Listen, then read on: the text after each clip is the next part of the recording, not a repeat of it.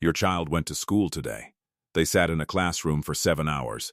They drank from a water fountain. They breathed the air inside the building. And you never once questioned if any of that was safe. Neither did anyone else. That's exactly what they're counting on. Right now, today, over 50 million children are inside American school buildings. Buildings that were constructed decades ago.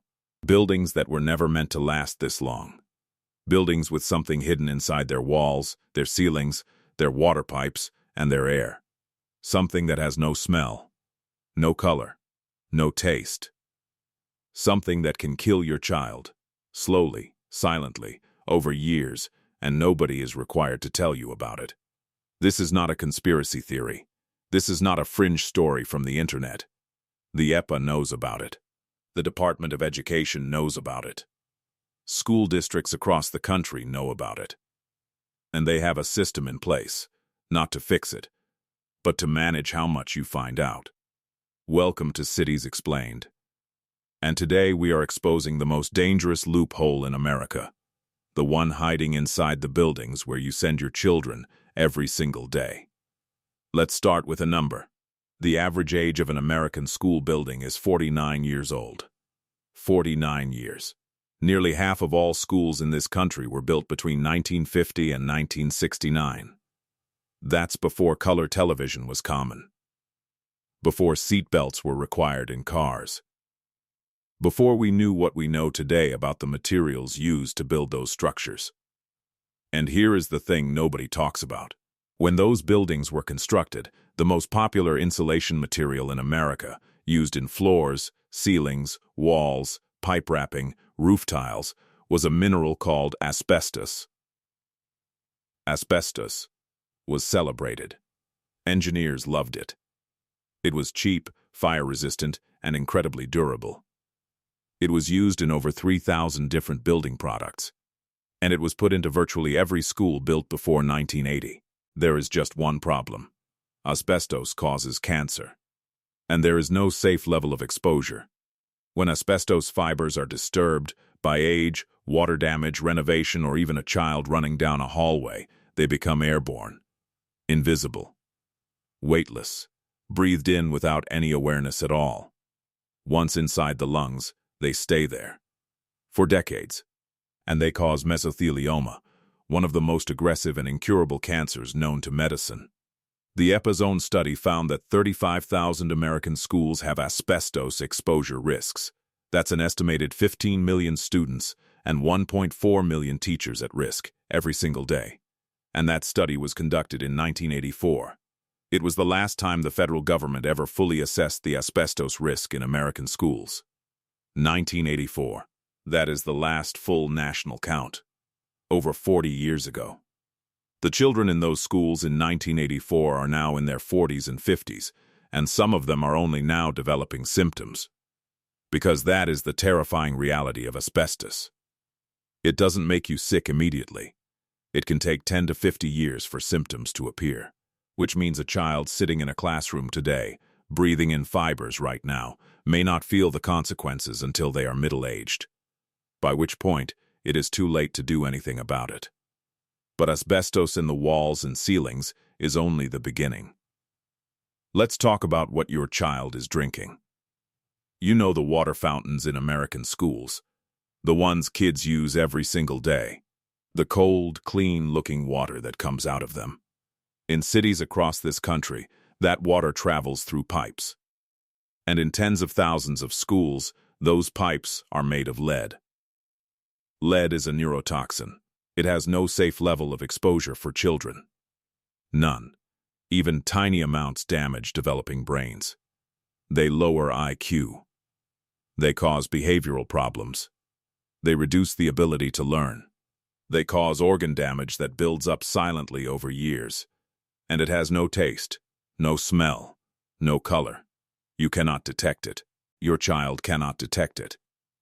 And many schools are not required to tell you it's there.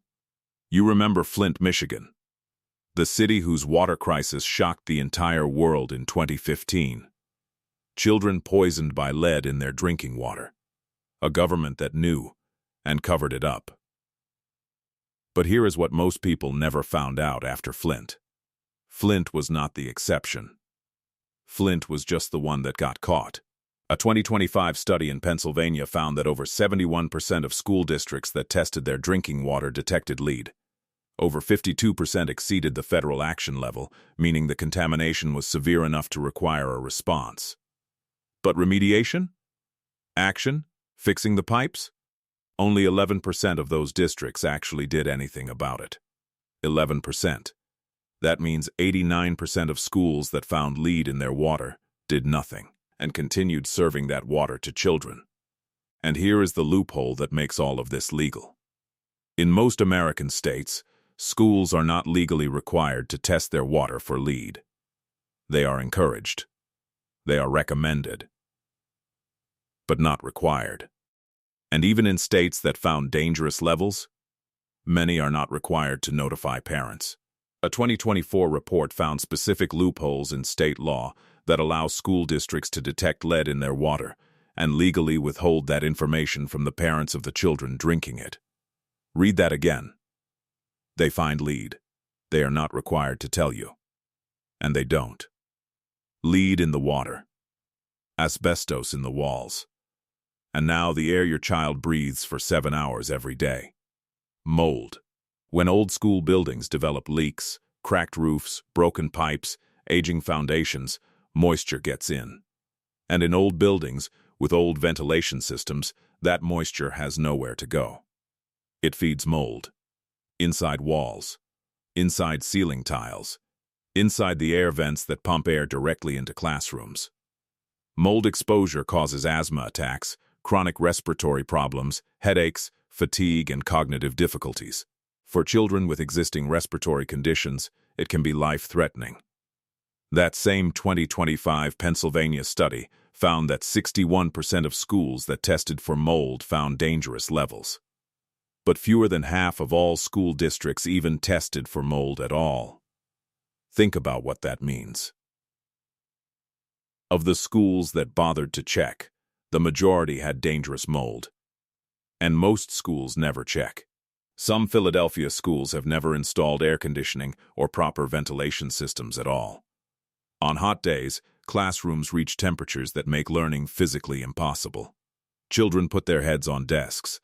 Teachers send notes home saying students seemed unwell. And nobody connects it to the building. Because nobody is looking at the building. So now you know the three killers. Asbestos. Lead. Mold. All hiding inside the buildings your children enter every morning. But here is the question that should make you furious. Why don't you know about this already? The answer is a system of laws so full of loopholes that school districts can legally detect these hazards and legally do almost nothing about them. Let's take asbestos first. The 1986 Asbestos Hazard Emergency Response Act, known as AHERA, requires schools to inspect for asbestos and maintain a management plan. That plan must be made available to parents within 5 days of a request. 5 days. If you request it. Which means most parents never know it exists. And AHERA does not require schools to remove asbestos. It only requires them to manage it in place. Which means, as long as the asbestos is not visibly crumbling, the school can leave it there. Indefinitely. In 2025, a New York City audit found that inspectors had failed to properly examine 82% of schools with known asbestos. Not a few. Not a minority. 82%. In Philadelphia, the largest school district to ever face criminal charges for asbestos violations in American history, officials at one district covered up asbestos contamination for years. Teachers developed cancer. Students were exposed. It took a criminal investigation to force the district to act. In Scranton, Pennsylvania, school officials discovered 70 instances of asbestos and chose to hide it. Not from the EPA. Not from inspectors. From parents. From teachers. From the children sitting inside those buildings every day. A 6-year-old in Philadelphia was hospitalized with severe lead poisoning after eating paint chips falling from a classroom ceiling. 6 years old. In a school building. In the United States of America.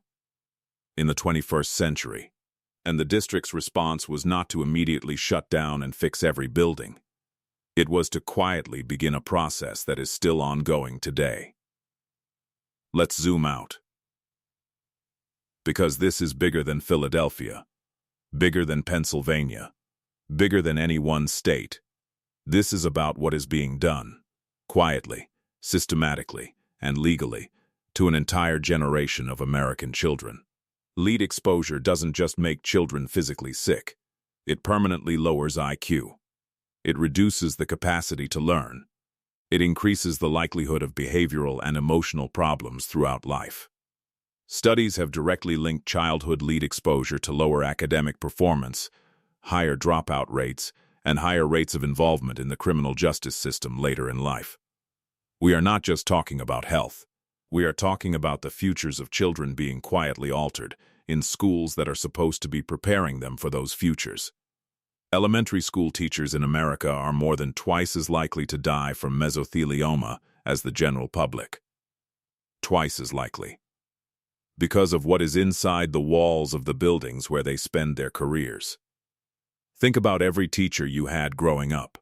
Think about how many hours they spent in those old buildings, breathing that air every day, and the students they taught, who are now adults, carrying exposures in their bodies that may not reveal themselves for another decade.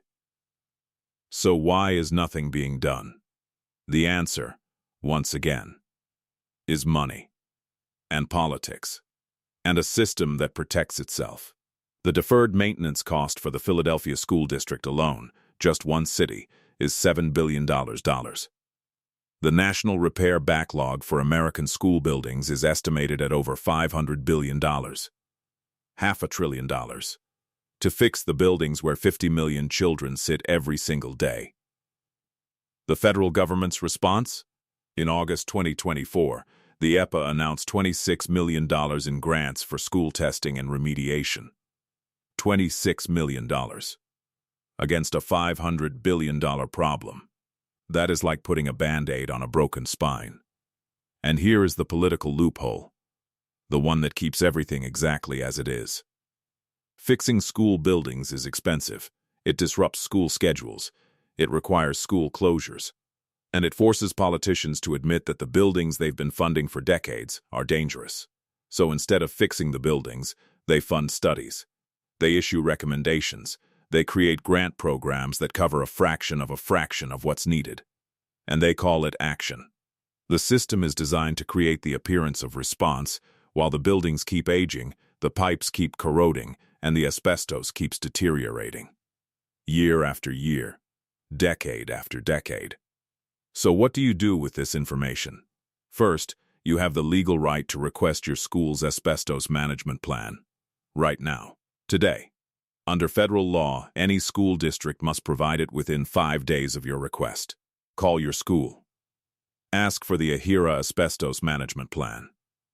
Ask when the last inspection was conducted.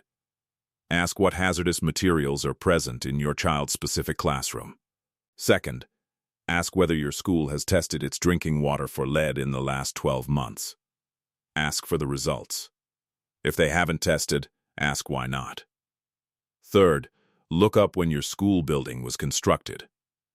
If it was built before 1980, asbestos-containing materials are almost certainly present somewhere in that building. You are not being paranoid. You are being a parent. And if your school refuses to provide this information, that refusal itself tells you everything you need to know. Segment 9. The conclusion. Low, powerful, emotional, close. Here is the reality. America spends more money on its military than the next 10 countries combined. It is home to the world's most valuable technology companies. It sends rockets to space. And it cannot find the money to replace the lead pipes in the schools where its children drink water every morning. The buildings are old. The funding is inadequate. The laws are full of loopholes that protect districts from accountability. And the children, who have no choice, no vote, and no ability to protect themselves, are paying the price. Not in a dramatic, visible way. Not in a way that makes the news every week, but quietly, slowly, over years and decades. In lowered IQ scores, in asthma diagnoses, in cancers that won't appear for another 20 years. The most dangerous building in your neighborhood might not be an abandoned factory or a condemned house. It might be the place your child goes every single morning, wearing a backpack, waving goodbye, while you drive away thinking they're safe. Now you know the truth. Share this video. Because every parent deserves to know what is inside the walls of their child's school. Drop a comment below and tell me, are you going to request your school's asbestos report? Because I want to know how many of you knew this was happening, and how many of you had absolutely no idea. Subscribe to Cities Explained, because the dangers hiding in plain sight are everywhere, and we are going to expose every single one of them. See you in the next one.